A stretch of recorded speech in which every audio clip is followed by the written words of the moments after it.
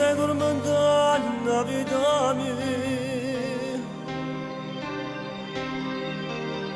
e non posso trovare più di pace,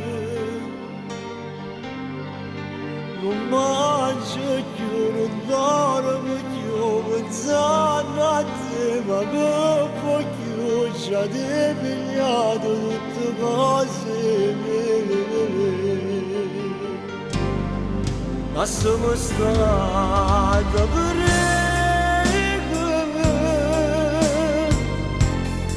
è stata una svantaggiata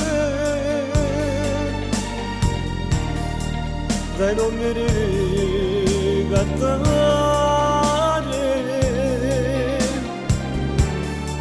o sei in caso scusate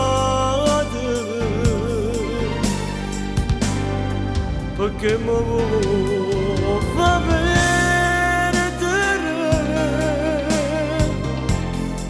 può fare zama già spartere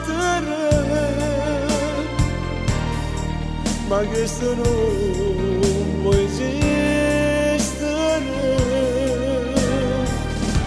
non voglio bene a te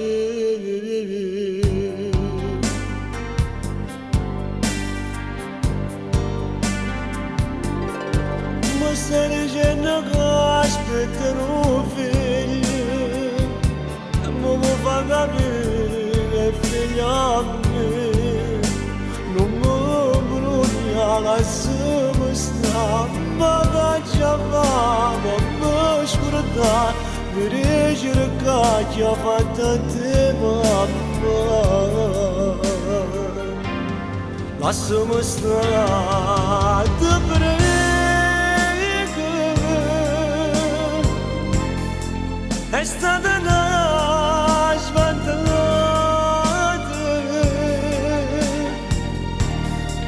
dai non mi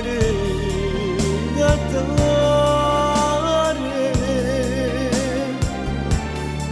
o sei caso scusate perché mi fa bene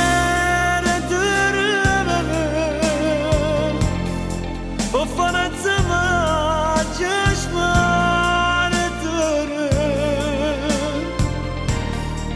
ma questo non può esistere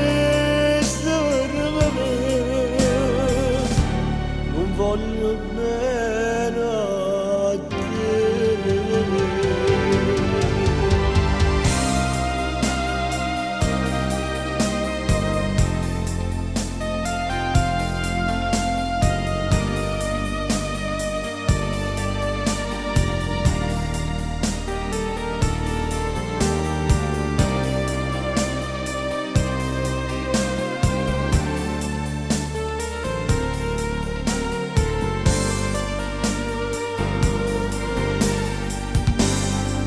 perché mi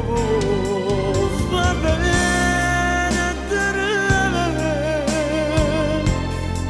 può fare zama già spartere ma questo